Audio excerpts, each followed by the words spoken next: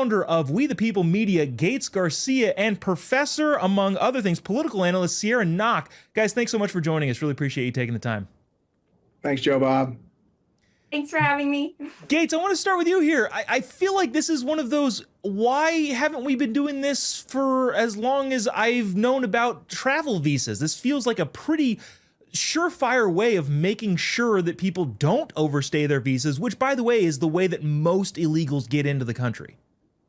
Well, the Conservative Party is the party of laws, and America is a nation of laws, and that starts at the border. The $15,000 bond is about personal accountability. If you want to come here legally, respect the terms of your visa. It's not, if not, there's a consequence. We've seen rampant abuse of tourist visas turn into de facto illegal immigration. Over 40% of illegal immigrants aren't border crossers. They're visa overstayers. When people overstay, it costs American taxpayers and everything from welfare fraud to hospital burdens to illegal employment. The visa bond makes the individual, not the U.S. citizen, carry the risk. Look, Joe Bob, I'm not anti-tourism. I'm not anti-immigrant. I'm anti-chaos. And right now, visa abuse is contributing to a system that's too big, too slow, and too easy to game. The left thinks enforcement is cruel, but what's cruel is setting up people to break rules they were never held accountable to, and then pretending it's compassionate. Compassion without order is chaos, and order is what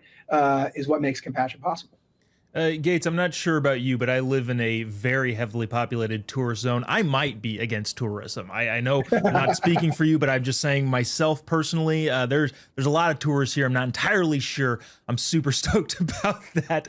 Sierra, the countries that are, they haven't listed countries specifically which ones they're enforcing this with yet, but the countries that are exempt from this is most of Europe, South Korea, Japan, and other countries who don't necessarily overstay their visas. A bunch of the libs are saying this is some sort of discrimination or whatever. But to me, it kind of sounds like, well, this is the most rational way of doing this. What are your thoughts? Yeah, I mean, I think this is a great move by Secretary Rubio. You know, as Gates was saying, it's about time we start fixing our legal immigration system as well as, you know, all of the issues that we've seen with the illegal immigration. And I think Americans are waking up to the fact that the two go together. You know, people don't just abuse the system by coming across the border, which is thankfully sealed, but they abuse the system by overstaying visas, coming into our college campuses and causing chaos, you know, all these different types of things. And as you said, isn't it ironic that it's not often these countries that you just listed, you know, Europe and Japan and South Korea, those are not the people who are here to cause problems. They're here, you know, to take advantage of the opportunity, whether it be to study or work or whatever they're here for. And those are the type of people that we want here. But we don't want people here who are causing problems or who are here to take advantage. Yeah, we don't want people who aren't going to put American values and American culture first,